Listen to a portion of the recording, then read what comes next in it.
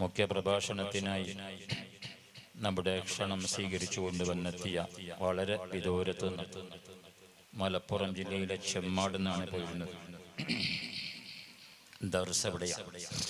നാട് ഗൂഡല്ലൂർ, തമിഴ്നാട്ടിൽ പെട്ട സ്ഥലമാണ്.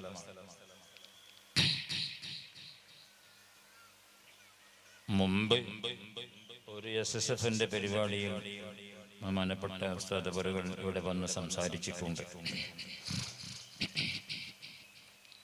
അല്ലെങ്കിൽ തന്നെ പരിചയമില്ലാത്ത ആളുകൾ കുറയും. യൂട്യൂബുകളിൽ നിരന്തരം നല്ല മധുരമായ പ്രഭാഷണങ്ങൾ, അർത്ഥ ഗർഭമുള്ള നല്ല നല്ല വിഷയങ്ങളെ കുറിച്ചുള്ള പ്രഭാഷണങ്ങൾ സാധാരണ കേട്ടുകൊണ്ടിരിക്കുകയാണ്, കണ്ടുകൊണ്ടിരിക്കുകയാണ്. വലിയ താഴ്മയുള്ള പരിശുദ്ധ ഖുർആൻ മുഴുവനും ഹിഫ്ളാക്കിയ ഒരു ഹാഫിളും കൂടിയാണ്.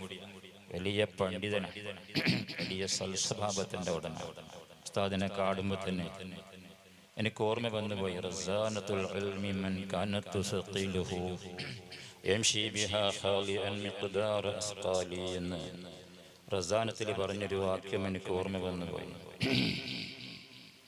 ഭാരം കൂടുന്നതിനനുസരിച്ച് വളരെ താഴ്മയോടുകൂടെയാണ് നീങ്ങാൻ കഴിയുക.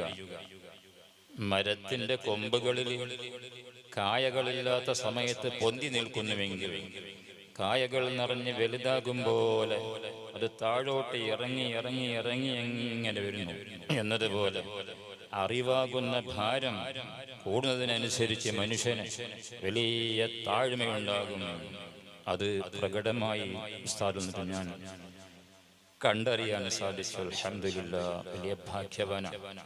അല്ലാഹു സുബ്ഹാനഹു വ തആല ഇനിയും ഉയർച്ചയിലേക്ക് അല്ലാഹു എത്തിക്കുമാറാകട്ടെ. ദീനീ ഖിദ്മത്തിനുള്ള തൗഫീഖ് അധിക കാലം അല്ലാഹു തആല നൽകി അനുഗ്രഹിക്കുമാറാകട്ടെ. അവരുടെ ഉലൂമുകൾ സമൂഹത്തിന് ഫലം ചെയ്യുന്ന നാഫിയായ ഇൽമായി അല്ലാഹു ഖബൂൽ ചെയ്യുമാറാകട്ടെ. നമുക്കെല്ലാം അല്ലാഹു ദീർഘായുസ്സ് നൽകി അനുഗ്രഹിക്കുമാറാകട്ടെ. ഉസ്താദ് അവറുകൾക്ക് ഈ ദുആ സ്വാഗതമായി ആശംസിക്കുന്നു. വേദിയിലിരിക്കുന്ന ഉസ്താദുമാർ, കമ്മിറ്റി